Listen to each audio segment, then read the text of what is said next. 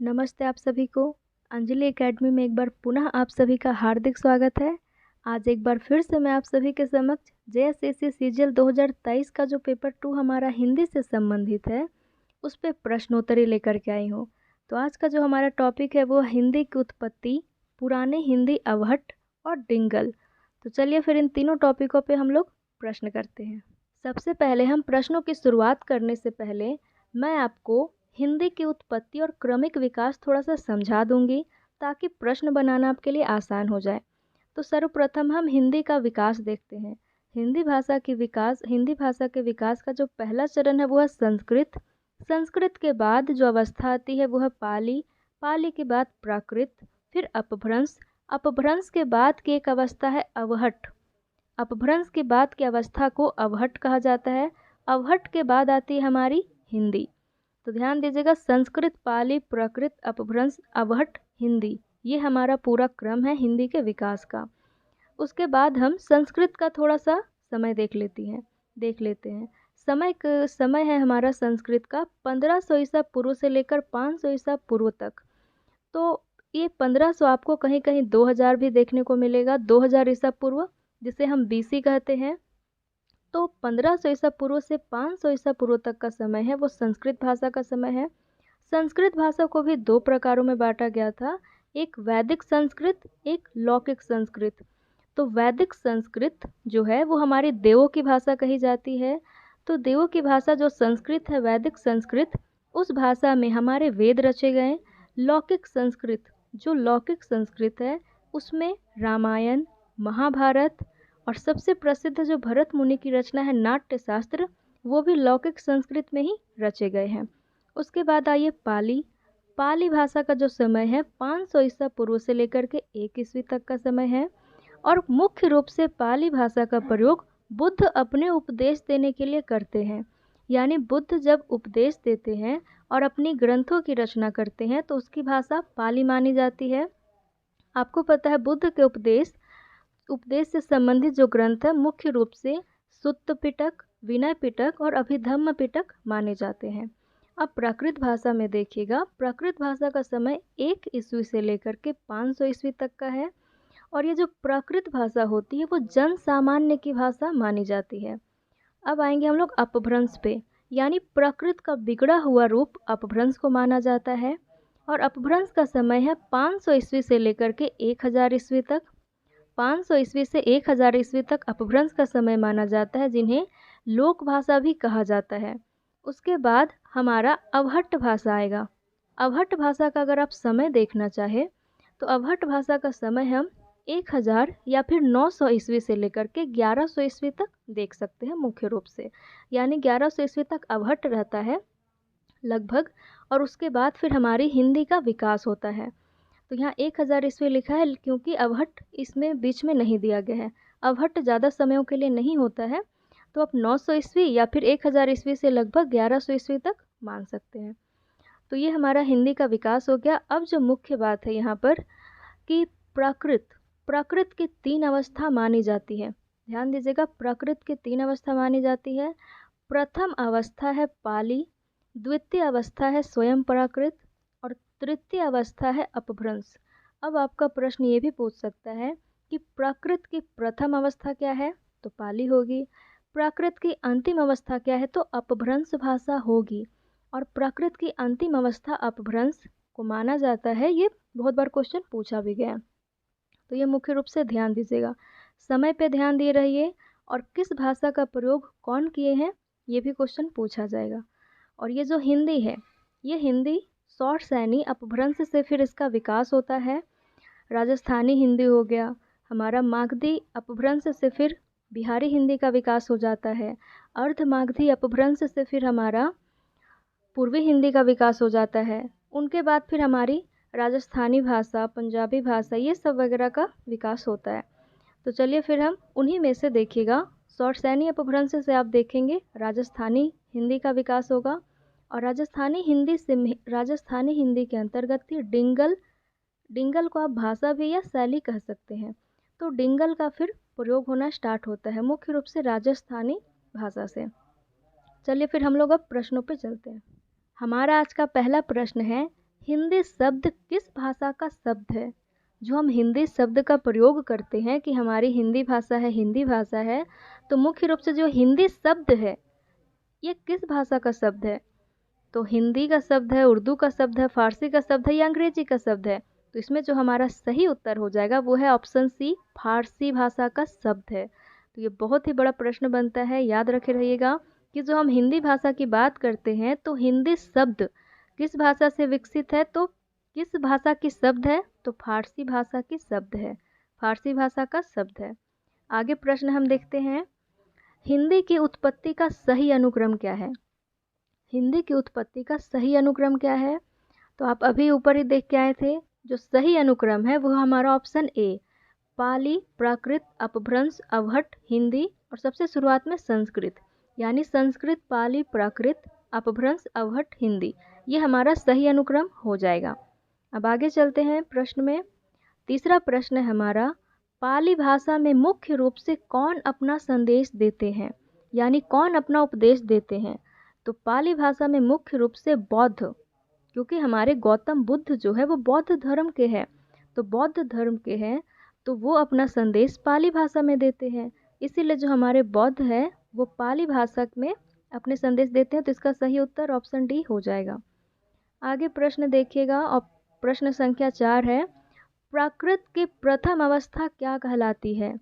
प्राकृत की प्रथम अवस्था क्या कहलाती है? तो इसका सही उत्तर हो जाएगा पाली।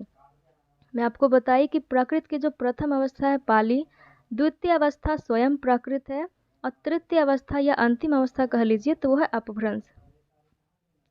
फिर आगे प्रश्नों पे चलते हैं, पाली भाषा का समय माना गया है, पाली भाषा का समय क्या माना जाता है? तो पाली भाषा का जो समय है वो समय हमारा 500 ईस्वी ईसा पूर्व, 500 ईसा पूर्व से लेकर के 1 ईस्वी तक, हमारा ऑप्शन ए सही हो जाएगा। आप देखेंगे पाली के बाद प्राकृत भाषा आती है, तो प्राकृत 1 ईस्वी से लेकर के 500 ईस्वी तक प्राकृत होती है और 500 ईस्वी से लेकर के 1000 ईस्वी तक हमारा अपभ्रंश चलता है और अपभ्रंश के बाद फिर 1000 ईस्वी से अब तक हिंदी भाषा को माना जाता है समय। तो समय भी ध्यान दिए रहिएगा। छठा प्रश्न है हमारा, प्राकृत की द्वितीय अवस्था क्या कहलाती है? प्राकृत की द्वितीय अवस्था कौन सी है? तो द्वितीय अवस्था स्वयं प्राकृत है, प्राकृत ही हमारा सही उत्तर हो जाएगा, द्वितीय अवस्था प्राकृत ही है। आगे प्रश्न है, अवहट्ट को पुरानी हिंदी नाम से किसने पुकारा? जो हमारी अवहट्ट भाषा है उसको पुरानी हिंदी के नाम से कौन पुकारते हैं? तो पुरानी हिंदी के नाम से हमारे आचार्य रामचंद्र शुक्ल जी पुकारते हैं। शुक्ल जी का जन्म वर्ष आप लोग देख लीजिएगा, क्योंकि इन्हीं की पुस्तक से आपके सिलेबस में है पढ़ना। तो शुक्ल जी का जो जन्म वर्ष है 1884 ईस्वी में इनका जन्म होता है और 1941 में इनकी मृत्यु हो जाती है। तो इनका जन्म वर्ष और इनका मृत्यु वर्ष याद रखिएगा। और शुक्ल जी की एक पुस्तक है हिंदी साहित्य का इतिहास, बहुत ही महत्वपूर्ण है। तो हिंदी साहित्य का इतिहास 1929 में प्रकाशित होता है, ये भी याद रखिएगा। 1929 में ये हिंदी साहित्य का इतिहास लिखते हैं, जो एक हिंदी के विद्यार्थी के लिए बहुत ही ज़्यादा महत्वपूर्ण है। फिर आगे प्रश्न देखिएगा, प्राकृत भाषा का बिगड़ा हुआ रूप कौन सा है? तो प्राकृत भाषा का जो बिगड़ा हुआ रूप है वो है हमारा ऑप्शन है अपभ्रंश। अपभ्रंश, अपभ्रंश का मतलब ही होता है बिगड़ा हुआ रूप, तो प्राकृत भाषा का बिगड़ा हुआ रूप अपभ्रंश है। उसके बाद आगे प्रश्न देखते हैं, 9वां नंबर हमारा प्रश्न एक कथन है। कथन है कि अवहट्ट भाषा अपभ्रंश और पुरानी हिंदी के बीच की कड़ी मानी जाती है। जो अवहट्ट भाषा है वो अपभ्रंश और पुरानी हिंदी के बीच की कड़ी मानी जाती है। यह कथन किस विद्वान के द्वारा कहा गया है? तो इसका जो हमारा सही उत्तर है वो ऑप्शन बी, सुनीति कुमार चटर्जी यह कथन कहते हैं। बहुत ही महत्वपूर्ण है, यहाँ जितने भी प्रश्न मैं लाई हूँ सारे के सारे बहुत ज़्यादा महत्वपूर्ण हैं। अब देखिएगा अगला प्रश्न है, अवहट्ट भाषा के विकास का सही अनुक्रम क्या है? अब पहले हिंदी का क्रम पूछा था आपसे, अब अवहट्ट भाषा का क्रम पूछ दिया है। तो आपको पता है सबसे पहले संस्कृत, पाली, प्राकृत, अपभ्रंश, अवहट्ट, हिंदी। तो देखिए कौन से क्रम में है, नहीं तो आप जल्दी से पकड़ना चाहे तो इधर लास्ट वाला देख लीजिए, क्योंकि अवहट्ट भाषा का विकास पूछा है तो अवहट्ट अंतिम में आएगा। तो यहाँ अवहट्ट है ही नहीं, अवहट्ट मात्र एक ऑप्शन में हमारा, तो ऑप्शन डी सही होगा। देखिए क्रम, संस्कृत हो जाएगा, फिर पाली, प्राकृत, अपभ्रंश, अवहट, फिर इसके बाद हमारी हिंदी हो जाएगी। तो यही विकास क्रम है। उसके बाद आगे देखते हैं। आगे प्रश्न है 500 ईसा पूर्व में कौन सी भाषा का प्रयोग होता था? यानी 500 ईसा पूर्व में, 500 ईसा पूर्व का जब समय था तो उस समय कौन सी भाषा का प्रयोग होता था? तो 500 ईसा पूर्व में आप देखेंगे संस्कृत भाषा का प्रयोग होता था। 500 ईसा पूर्व के पहले, क्वेश्चन में के पहले होना चाहिए, तब हमारा संस्कृत होगा। यानी 500 ईसा पूर्व के पहले कौन सी भाषा का प्रयोग होता था? तो संस्कृत भाषा का, और वो भी लौकिक संस्कृत का प्रयोग होता था। पहले वैदिक संस्कृत आया, वैदिक संस्कृत के बाद लौकिक संस्कृत आता है। फिर देखिएगा अगला प्रश्न कि सुत्त पिटक बुद्ध के उपदेशों का संग्रह है, इसकी भाषा क्या है? तो इसका जो हमारा सही उत्तर हो जाएगा वो है पाली, क्योंकि आपको पता है जो हमारे गौतम बुद्ध है वो पाली भाषा में ही अपना संदेश, अपना उपदेश देते हैं। तो इसकी भाषा क्या हो जाएगी? पाली। आगे प्रश्न है हमारा डिंगल शैली का प्रयोग किस भाषा के अंतर्गत देखने को मिलता है?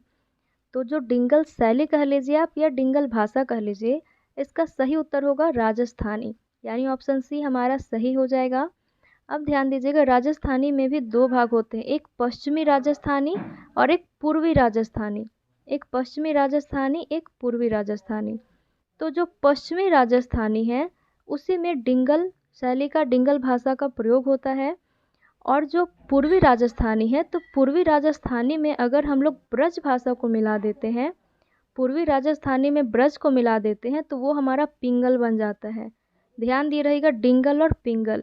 तो डिंगल शैली जब डिंगल भाषा होगा तो राजस्थानी, पश्चिमी राजस्थानी उसमें प्रमुख रूप से होगा। इसमें वीर गाथात्मक रचनाएं ज़्यादा लिखी जाती है, शौर्य वाली, पराक्रम वाली, लोगों को प्रेरित करने वाली रचनाएं ज़्यादा लिखी जाती है। और पूर्वी राजस्थानी और ब्रज को जब मिला दिया जाता है तो पिंगल शैली या पिंगल भाषा का निर्माण होता है। तो डिंगल हमारे पश्चिमी राजस्थानी से याद रखिएगा, और पूर्वी राजस्थानी और ब्रज को मिलाएंगे तो पिंगल बन जाएगी। आगे प्रश्न देखते हैं, प्राकृत की अंतिम अवस्था कौन सी है? ये क्वेश्चन बहुत इंपॉर्टेंट है। प्राकृत की अंतिम अवस्था है अपभ्रंश। प्राकृत की अंतिम अवस्था अपभ्रंश है, याद रखे रहिएगा। आगे का प्रश्न अब हमारा हिंदी भाषा की लिपि क्या है? अगला प्रश्न हमारा हिंदी भाषा की लिपि क्या है? तो इसमें जो हमारा सही उत्तर हो जाएगा वो है ऑप्शन बी हमारा देवनागरी, क्योंकि हम सभी को पता है हिंदी भाषा की लिपि देवनागरी है। अब देखिएगा गुरुमुखी, तो गुरुमुखी हमारे पंजाबी भाषा की लिपि है, पंजाबी भाषा की लिपि गुरुमुखी है। और रोमन हमारे अंग्रेजी भाषा की लिपि है। उसके बाद आगे प्रश्न देखते हैं, राजस्थानी हिंदी किस अपभ्रंश से विकसित है? जो राजस्थानी हिंदी है वो किस अपभ्रंश से विकसित है? तो हमारा ऑप्शन ए सही हो जाएगा, सौरसैनी अपभ्रंश। सौरसैनी अपभ्रंश से राजस्थानी हिंदी विकसित होती है। और राजस्थानी हिंदी में जो पश्चिमी राजस्थानी है उसी को डिंगल कहा जाता है, और जो पूर्वी राजस्थानी और ब्रज को मिला दिया जाएगा तो फिर वो भाषा पिंगल बन जाएगी। फिर देखिएगा, डिंगल को और किस नाम से जाना जाता है? डिंगल, जो डिंगल आप लोगों के सिलेबस में है, उसे और किस नाम से जाना जाता है? तो उसे पुरानी राजस्थानी नाम से जाना जाता है। ऑप्शन डी हमारा सही होगा, पुरानी राजस्थानी के नाम से भी जाना जाता है। डिंगल को किस नाम से? तो पुरानी राजस्थानी के भी नाम से जाना जाता है। फिर देखिएगा आगे प्रश्न, डिंगल में मुख्य रूप से कैसी रचनाएं लिखी जाती है? तो मुख्य रूप से इसमें वीर गाथात्मक परक रचनाएं लिखी जाती है, वीर गाथात्मक रचनाएं लिखी जाती है डिंगल में।